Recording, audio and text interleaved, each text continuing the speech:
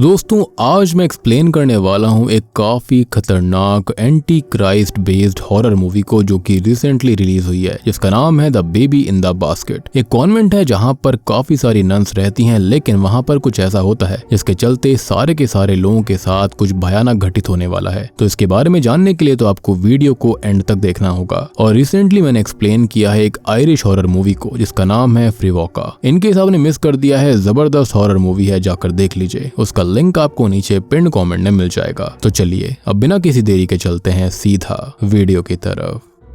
तो कहानी की शुरुआत 1944 यानी कि 1944 से होती है, जहां पर हम एक स्कॉटिश आइलैंड पर एक सेंट ऑगस्टीन कॉन्वेंट को देखते हैं। ये वो दौर था जब वर्ल्ड वॉर 2 चल रहा था। खैर इसी बीच हम एक नन को देखते हैं जिसका नाम सिस्टर एनालिस था। अब वो किसी चीज से डरकर भाग रही होती है। वो एक वुल्फ था जिसकी आंखें येलो चमक रही थी। अब वो सिस्टर का पैर पकड़ लेता है, लेकिन सिस्टर उसे क्रॉस दिखाकर वहां से भगा देती है। दरअसल ये वुल्फ कोई आम वुल्फ नहीं था, बल्कि उसमें कुछ काली शक्तियां मौजूद थी और इसलिए वो क्रॉस देखकर भाग गया। जिसके बाद हम एक आदमी को देखते हैं जिसका नाम एमोस होता है और वो कॉन्वेंट के स्टाफ में से एक था जो कि नन्स का ध्यान रखा करता। एमोस डैनियल नाम के आदमी को कॉन्वेंट के बारे में बता रहे थे और डैनियल कॉन्वेंट में एक न्यू केयरटेकर है। अब एमोस उस वुल्फ की स्टोरी भी बताता है जो कि एनालिस ने देखा था। जब एनालिस ने उस वुल्फ को देखा तब से वो थोड़ी चुप चुप सी रहने लगी है। जिसके बाद हम सारी नन्स को भी देख पाते हैं। अब डाइनिंग टेबल के ऊपर हम ढेर सारी सिस्टर्स को देखते हैं जिनके नाम एनालिस, वैलेरी,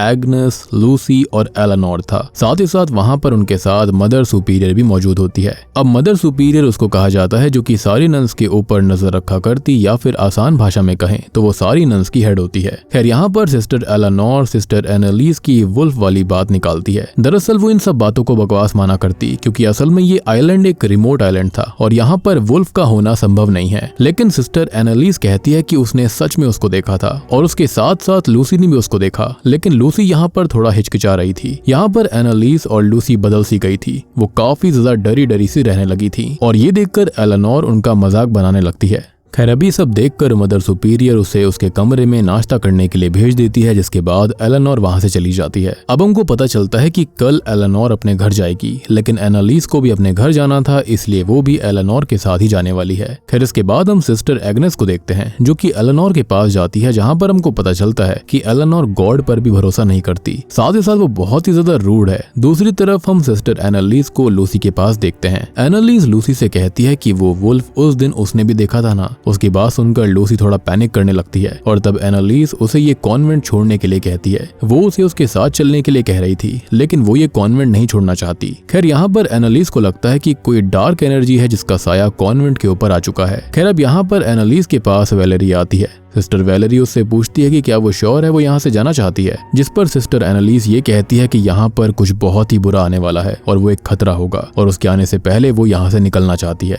अब अगले दिन सिस्टर एनालिस और सिस्टर एलेनोर वहाँ से निकल जाते हैं, जिन्हें बाहर डैनियल छोड़ने आया था। अब अगले सीन में सारी नन्स प्रेयर गा रही होती हैं और डैनियल भी वहाँ पर मौजूद था कि तभी वहाँ पर एमोस आकर उसे बताने लगता है कि वो सिस्टर वैलेरी और लूसी के रूम का कबर्ड रिपेयर कर दे। जिसके बाद वो ऐसा ही करने लगा, लेकिन हमको पता चलता है कि डैनियल का कैरेक्टर थोड़ा सा ढीला है। वो वैलेरी और लूसी के रूम में उसके ड्रॉर को चेक करता है, जिसमें से उसे कुछ फोटोज मिलते हैं। वो फोटोज काफी पुराने थे और लूसी के थे जब वो नन नहीं थी, और उसकी फोटो के अंदर उसके साथ एक व्यक्ति भी था। खैर इसी बीच दोनों सिस्टर रूम में आ जाती हैं और उन्हें देखकर वो वहां से चला जाता है। अब यहाँ से सीन चेंज होता है, जहाँ पर हम सिस्टर एग्नेस को चर्च में देखते हैं जो कि प्रेयर्स करने आई थी। वहाँ पर डैनियल भी था जो कि कुछ काम कर रहा था और सिस्टर उसे वहां से जाने के लिए बोलती है और वो वहां से चला जाता है। इसके बाद वो जीसस क्राइस्ट के स्टैचू के पास जाती है, जहाँ पर वो देखती है कि जीसस क्राइस्ट के स्टैचू से खून आ रहा था और तभी उसे कुछ आवाज आने लगती है, जिसकी आवाज सुनकर वो चेक करने चली गई थी, लेकिन उसके जाते ही वो खून गायब हो गया। खैर अब वो देखती है कि चर्च के गेट के बाहर एक पंछी घायल होता है और वो तड़प रहा था। तभी डैनियल वहां पर आता है और सिस्टर उसे कुछ करने के लिए कहती है और तभी डैनियल उस पंछी को पत्थर से मार मार कर उसकी सफरिंग को खत्म कर देता है। और यहाँ तभी हमको एक फ्लैशबैक दिखाया जाता है, जिससे हमको ये पता चलता है कि डैनियल असल में वर्ल्ड वॉर 2 के वॉर में था और ये उसका एक तरह से डार्क पास्ट होता है, क्योंकि उसने कई लोगों को खत्म किया था और यहाँ पर अब वो काम करने आ चुका है ताकि वो अपने पास्ट को भुला सके। इनफैक्ट उसका ये भी मानना था कि वो नन्स की सेवा करके अपने पाप को धो सकेगा। खैर अब इसके बाद वो बाहर राउंड पर जाता है जहाँ पर दूर वो किसी को नेकेड देखता है। वो असल में सिस्टर लूसी थी। डैनियल को देखकर वो वहां से चली जाती है। खैर दूसरी ओर हम सिस्टर एग्नेस को देखते हैं जो कि जीसस क्राइस्ट के स्टैचू के पास आकर उनसे बात करती है कि उन नन्स को भगवान ने यहाँ पर इसलिए ही भेजा है क्योंकि वो उनका ही प्लान होगा। लेकिन यहाँ आकर उसे कुछ अलग सा ही महसूस हो रहा था। पता नहीं यहाँ पर कुछ भी सही नहीं है कि इसी बीच उसे कुछ गिरने की आवाज आती है और वो असल में होली क्रॉस था जिसे सिस्टर उठाती है। लेकिन जिस तरह से वो गिरा हुआ था वो एग्नेस की साइड से उल्टा दिख रहा था, यानी कि एक बहुत ही भयानक अपशगुन था ये। खैर तभी वहां पर मदर सुपीरियर आ जाती है और वो उससे इतनी रात को जागने का रीजन पूछने लगती है। तब एग्नेस बताती है कि वो तो बस गॉड से बात करना चाहती थी और ये सुनकर मदर सुपीरियर उसे अपने रूम में जाने के लिए कहती है। जिसके बाद मदर सुपीरियर जा ही रही थी कि तभी वो डैनियल को बाहर घूमता हुआ देखती है जो कि उसे बिल्कुल अच्छा नहीं लगता।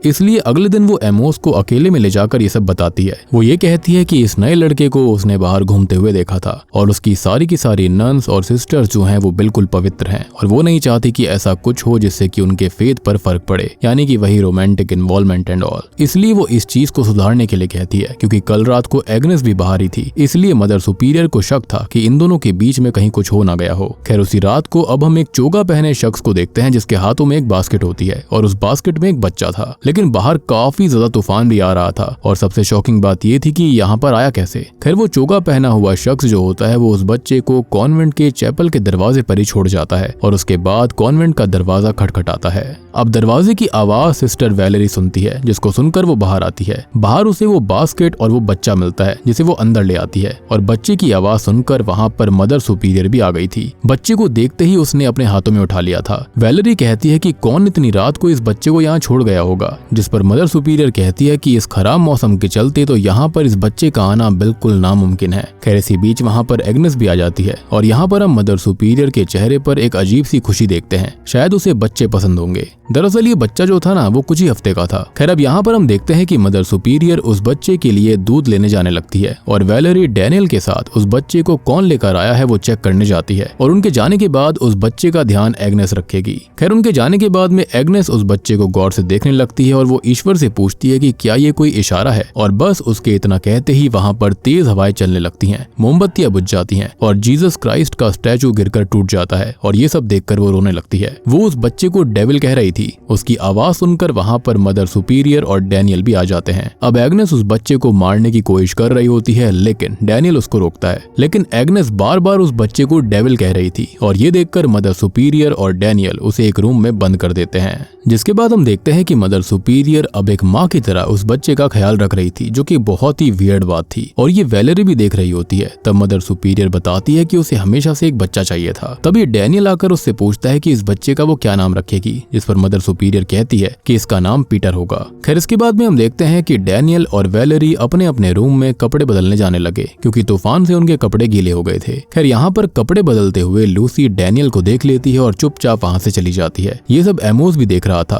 तब वो डैनियल को वार्न करता है कि वो भूले नहीं कि वो यहाँ पर सिर्फ एक केयर टेकर है। खैर दूसरी ओर हम लूसी को देखते हैं जो कि अपने रूम में थी और वो कुछ परेशान दिख रही थी। तब वैलेरी उससे पूछने की कोशिश करती है कि आखिर बात क्या है, वो इतनी घबराई हुई क्यों है और साथ ही साथ वो उससे एग्नेस के बारे में पूछने लगती है। लेकिन यहाँ पर वो उसे कुछ नहीं बताती। लेकिन जब वैलेरी जबरदस्ती करती है तब लूसी उसे धक्का दे देती है। जिसके बाद लूसी जाती है सीधा मदर सुपीरियर के पास में जहाँ पर मदर सुपीरियर बच्चे को खिला रही थी। लेकिन उस बच्चे के पैर बकरी के पैरों में बदल चुके थे और ये देखकर लूसी समझ जाती है कि ये बच्चा ठीक नहीं है और इसलिए वो जाती है सीधा एग्नेस के पास में। अब एग्नेस उसे कहने की कोशिश करती है कि वो बच्चा ईविल है, लेकिन लूसी किसी और चीज को लेकर परेशान थी और ये बात एग्नेस भी समझ चुकी थी। दरअसल लूसी का जो पास्ट होता है ना वो ठीक नहीं था और अब यहाँ लूसी को लगता है कि वो सिनर है और गॉड उसे पनिशमेंट दे रहे हैं। तो उसे इस चीज की चिंता नहीं थी कि गॉड उसे और पनिशमेंट देंगे, लेकिन एग्नेस उसे कहती है कि गॉड उन्हें टेस्ट कर रहे हैं और उन्हें उस ईविल को रोकना होगा इससे पहले कि देर हो जाए। लेकिन लूसी उसकी बातों को इग्नोर करके वहाँ से चली जाती है। जिसके बाद लूसी अपने रूम में जाती है जहाँ पर वो सोते हुए वैलेरी से माफी मांगती है। खैर इसके बाद वो अपने फोटोज को चेक करती है लेकिन उसमें से एक फोटो गायब थी और वो फोटो डैनियल के पास थी। अब डैनियल उस फोटो को अपने साथ लेकर आता है और उसे देखकर वो लूसी को नेकेड इमेजिन करने लगता है और गलत काम करता है। खैर तभी वहाँ पर लूसी आती है जो कि खून से सनी हुई थी और उसे देखकर डैनियल उसके पास आता है। यहाँ पर वो डैनियल को अचानक से सिनर कहकर बोलती है, लेकिन तभी वो वहीं पर अचानक गिर जाती है और खत्म हो जाती है, जो कि काफी शॉकिंग था। ये देखकर डैनियल डर के वहाँ से चला जाता है, लेकिन सिस्टर वैलेरी ये सब देख रही थी। खैर इसमें डैनियल की कोई भी गलती नहीं थी क्योंकि उसने लूसी को छुआ तक नहीं था। दरअसल लूसी ने खुद को ही खत्म कर लिया।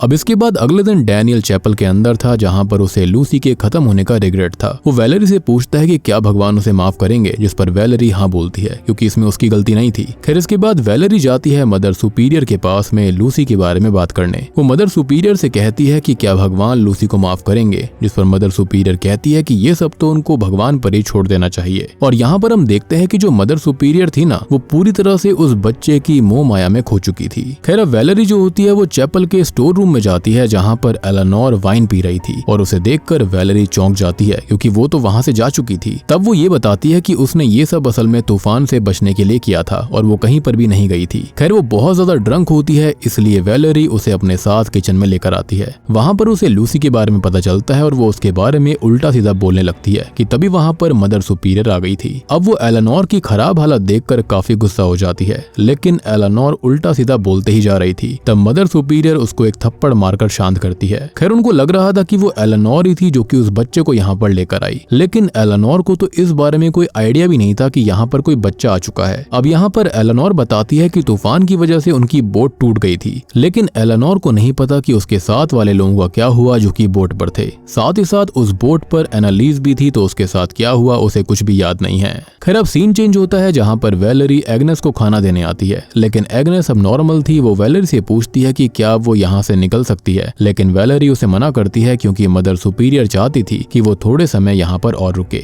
अब यहाँ एग्नेस लूसी के बारे में दुख जाहिर करती है, लेकिन वैलेरी ने तो उसे लूसी के बारे में कुछ बताया ही नहीं था, तो आखिरकार उसे इस बारे में पता कैसे चला। अब इस बात पर वो कहती है कि खत्म होने से पहले लूसी उससे मिलने आई थी, जिस पर वो पूछती है कि उसने उसे क्या कहा था, जिस पर वो बताती है कि उसने लूसी को असल में खाली देखा था और वो जो बच्चा है उसने उसे बताया था कि क्या होने वाला है। और वैलेरी को ये बातें झूठी लगती है, लेकिन एग्नेस कहती है कि वो झूठ नहीं बोलती। खैर अब वो वैलेरी से पूछती है कि वो सच बताए। उसे लगता है कि इन सब में भगवान का हाथ है, मतलब कि लूसी का खत्म हो जाना, उस बच्चे का मिलना और ये सारी चीजें जो अब तक हो रही हैं वो सब। तब वैलेरी उसको हाँ बोलती है, लेकिन यहाँ पर ये सब एग्नेस को शैतान की साजिश लग रही थी। खैर अब सीन चेंज होता है जहाँ पर मदर सुपीरियर, एलेनोर और वैलेरी बच्चे को बैप्टाइज करने आते हैं, लेकिन तभी वैलेरी के कानों में कुछ फुसफुसाने की आवाज आने लगती है। यहाँ पर वैलेरी को कुछ भी ठीक नहीं लगता। तब वो देखती है कि मदर सुपीरियर के हाथ खून से सने हुए थे और वो एक उल्टा क्रॉस बेबी के सर पर बना रही थी। ये देखकर वो डर जाती है, लेकिन असल में ये सब एक हेलुसिनेशन था। खैर अब ये सब देखने के बाद में वो जाती है एग्नेस से मिलने के लिए। दूसरी ओर एग्नेस जो होती है उसके कानों में भी कुछ फुसफुसाने की आवाज आती है। तभी वहाँ पर वैलेरी आती है और वैलेरी ये सब बातें एग्नेस से करने आई थी, लेकिन यहाँ पर एग्नेस दोबारा कहने लगती है कि वो बच्चा डेविल का वेसल है और ये सुनकर वैलेरी उसे दोबारा पागल समझने लगती है। अब तभी होता यह है कि एग्नेस धोखे से वैलेरी को बंद कर देती है और खुद वहाँ से निकल जाती है, जिसके बाद वो वहाँ से भागते हुए जाती है जहाँ पर वो जाकर डैनियल से टकरा जाती है और डैनियल को वो साइड में लेकर आती है। यहाँ पर डैनियल उससे पूछता है कि वो बाहर कैसे आई, जिस पर वो कहने लगती है कि वैलेरी को ईविल पागल कर रहा है और उसने उसे काबू कर लिया है। उसकी बातें सुनकर डैनियल कंफ्यूज हो जाता है। तब एग्नेस उसे सीड्यूस करने लगती है। वो कहने लगती है कि अगर वो उसके लिए कुछ करेगा तो वो भी बदले में उसके लिए कुछ कर सकती है, और यहाँ पर उसे वो फुल सीड्यूस कर रही थी। अब वो उसे सीड्यूस करके उसे कॉन्वेंट में ले जाने के लिए कह रही थी, लेकिन डैनियल उसके झांसे में नहीं आ रहा था और वो वहाँ से चला जाता है। ऑब्वियस सी बात है कि वो वर्ल्ड वॉर 2 का सोल्जर था, जिसके चलते वो ऐसी चीजों में इतनी जल्दी नहीं फंसता। दूसरी ओर हम मदर सुपीरियर और एलेनोर को साथ में देखते हैं कि तभी वहां पर एमोस आ जाता है और वो उसे बताने लगता है कि उसने ताबूत तैयार कर दिया है लूसी के लिए और जैसे ही ये तूफान रुकेगा वो उसे दफन कर देंगे। लेकिन उनकी बातों के बीच वहां पर एग्नेस आ जाती है जिसके हाथों में चाकू था और मदर सुपीरियर उसे काम करने की कोशिश करने लगती है, लेकिन वो उसके हाथों पर ही कट मार देती है। तब एमोस बीच में आता है और तब वो एमोस को सिनर कहती है और उसके पैरों पर हमला कर देती है, लेकिन तभी बीच में एलेनोर एक नुकीला हथियार लेकर आती है और उसे वहां से भगा देती है। इसके बाद हम डैनियल को देखते हैं जो कि एग्नेस के साथ ही था और एग्नेस ने उसे फाइनली रिझा लिया था। अब एग्नेस और वो इंटीमेट हो रहे थे क्योंकि कहीं ना कहीं एग्नेस ने उसे काफी सीड्यूस कर दिया था। लेकिन इसी बीच वो देखता है कि उसके हाथों पर कील ठुकी हुई थी और ये देखकर वो चिल्लाने लगता है, लेकिन असल में ये सब उसका सपना था जिसके चलते वो उठ जाता है। जहाँ पर वो एलेनोर से मिलता है और एलेनोर एमोस के खाने में पेन किलर मिला रही थी क्योंकि एमोस के ऊपर एग्नेस ने हमला किया था। दूसरी ओर हम वैलेरी को देखते हैं जिसके दिमाग में अभी भी शैतानी आवाजें आ रही थी। तब वो फ्रस्ट्रेटेड सी हो जाती है और गॉड से हेल्प मांगती है, लेकिन वहाँ पर तभी एग्नेस आ जाती है। वो उसे कहने लगती है कि क्या गॉड उससे वाकई प्यार करते हैं और इसे वो टेस्ट कर सकती है। खैर यहाँ पर एग्नेस उसे फांसी का फंदा देकर कहती है कि वो इससे लटक जाए और अगर गॉड उससे प्यार करते होंगे तो रस्सी टूट जाएगी और अगर नहीं टूटी तो वो मर जाएगी, और उसे वो फांसी का फंदा देकर वहाँ से चली जाती है। मीनवाइल मदर सुपीरियर बच्चे को ही खिला रही थी। खैर अब दूसरी ओर डैनियल जो होता है वो एलेनोर के पास आकर उसको बताता है कि एमोस अब ठीक है। कि तभी इसी बीच हम देखते हैं कि मदर सुपीरियर के हाथों में जो बच्चा था वो अब डेविल के बच्चे में चेंज हो चुका था। दरअसल जो बच्चा है वो वाकई में शैतानी बच्चा था, मतलब कि डेविल का बेटा। और यहाँ मदर सुपीरियर उसे एक नॉर्मल बच्चे की तरह पाल रही थी, बिना ये सब सोचे कि ये बच्चा किसका है और कहाँ से आया, उसे कौन यहाँ पर छोड़ कर गया। यहाँ मदर सुपीरियर जोर से चिल्लाती है और उसकी आवाज सुनकर डैनियल और एलेनोर उसे चेक करते हैं जहाँ पर वो घायल हालत में थी। एलेनोर उससे पूछती है कि उसकी ये हालत किसने की, जिस पर मदर सुपीरियर बताती है कि पीटर ने, मतलब कि उस बच्चे ने, और इतना कहकर वो खत्म हो जाती है। लेकिन वो बच्चा अब कहाँ है किसी को भी नहीं पता था। एलेनोर समझ जाती है कि उस बच्चे को जरूर एग्नेस ले गई होगी, जिसके बाद वो लोग एग्नेस को ढूंढने लगते हैं। लेकिन हम देखते हैं कि एग्नेस अब पजेस्ड हो चुकी है। वो उस बच्चे को चैपल में रख देती है और इसके बाद वो एमोस के पास जाती है जहाँ पर वो उसको बताती है कि मदर सुपीरियर खत्म हो चुकी है। एमोस को लगता है कि उसे एग्नेस ने ही खत्म किया होगा, लेकिन एग्नेस बताती है कि उसे उसकी चॉइस ने खत्म किया है। उसने चुना बच्चे को और बच्चे ने उसे ही खत्म कर दिया। और अब यहाँ वो उससे कहती है कि क्या वो उस बच्चे को अपनी जान से बढ़कर बचाएगा, जिस पर वो पूछता है कि वो उससे ये सब क्यों पूछ रही है। और तब जाकर वो उसको बताती है कि भगवान ने उसकी प्रेयर्स का कोई जवाब नहीं दिया, लेकिन डेविल ने उसकी बात सुनी। डेविल ने उसे गाइडेंस भी दी, उससे बात करी, और वो बच्चा डेविल का है और इसलिए वो चाहती है कि वो उस बच्चे को किसी भी हालत में बचाए। और यहाँ पर एमोस उसको समझाने की कोशिश करता है, लेकिन वो नहीं समझती। दूसरी तरफ एलेनोर को वैलेरी की लाश मिलती है जिसने खुद को ही लटका लिया था, यानी कि ये तरीका था यहाँ पर उसको खत्म करने का। ये देखकर एलेनोर को काफी बुरा लगता है। अब तभी हम डैनियल को देखते हैं जो कि चैपल के बीचों बीच था। कि तभी वहाँ पर एग्नेस आ जाती है और वो उसको फिर से सीड्यूस करने लगती है, लेकिन डैनियल सीड्यूस नहीं होता। तब वो उसे मैनिपुलेट करती है और यहाँ पर डैनियल अपनी लस्ट में खो जाता है, जिसके बाद एग्नेस उसे दीवार के पास लेकर आती है और उसे किस करती है। लेकिन ये सब उसकी चाल थी। वो डैनियल को दीवार से पिन कर देती है और उसके सर पर सिनर लिख देती है और उसके शरीर पर ढेर सारे घाव बनाकर उसे खत्म कर देती है। और यही उसने अपने सपने में देखा था। अब ये सब एलेनोर भी देख रही थी, लेकिन वो उस बच्चे को ढूंढने लगती है क्योंकि हर चीज की जड़ वही बच्चा था। खैर वो बच्चा उसको मिल जाता है, लेकिन वो कुछ कर पाती इससे पहले वो गॉड से अपने पहले किए गए पापों के लिए माफी मांगती है, जिसके बाद वो उस बच्चे को वहां से ले जाती है। लेकिन तभी एग्नेस वहां पर आ जाती है। वो देखती है कि बच्चा वहां पर नहीं था और इसके चलते वो पागलों की तरह उसे ढूंढने लगती है। अब तभी एलेनोर उस बच्चे को खत्म करने वाली थी कि तभी एग्नेस वहां आ जाती है। अब यहाँ पर एलेनोर एग्नेस को शांत होने के लिए कहती है और गॉड पर विश्वास करने के लिए भी कहती है, लेकिन एग्नेस कहने लगती है कि इस बच्चे को और सैक्रिफाइस चाहिए और वो उसे खत्म करने ही वाली थी कि तभी वो बच्चा बास्केट से बाहर आने लगता है जो कि काफी डरावना था। उसको देखकर एलेनोर चिल्लाती है जिससे एग्नेस का ध्यान भटक जाता है। जिसके बाद होता यह है कि दोनों लड़ने लगते हैं, लेकिन एलेनोर एग्नेस की आंख में एक नुकीली ऑब्जेक्ट को घुसाकर उसे खत्म कर देती है। अब उसके खत्म होने के बाद एलेनोर भगवान से माफी मांगती है और वो उस बच्चे को मारने की कोशिश करती है, लेकिन वो बच्चा अब दोबारा नॉर्मल बच्चे में बदल गया था। ये देखकर एलेनोर समझ जाती है कि ये गॉड का एक इशारा है और एलेनोर अब उस बच्चे को अपने साथ रखेगी। फिर इसके बाद वो एमोस के पास आती है, लेकिन एमोस को एग्नेस ने ऑलरेडी खत्म कर दिया था क्योंकि उसने उसकी बात नहीं मानी थी। जिसके बाद वो रेडियो पर मदद ढूंढने लगती है, लेकिन तभी एग्नेस दोबारा जिंदा होकर उस पर हमला करने लगी थी। लेकिन इस बार एलेनोर ने उसका खेल खत्म कर दिया था और फिर एलेनोर एक बोट में बैठकर वहां से जाने लगती है। साथ ही साथ वो उस बच्चे को भी अपने साथ ले जा रही थी, लेकिन हम जानते हैं कि ये बच्चा डेविल का ही बच्चा था और यहाँ पर कुछ और नहीं बल्कि डेविल ने उसको भी ट्रिक कर दिया, जिसके चलते अब वो डेविल के ही बच्चे को धरती पर पालने वाली है। और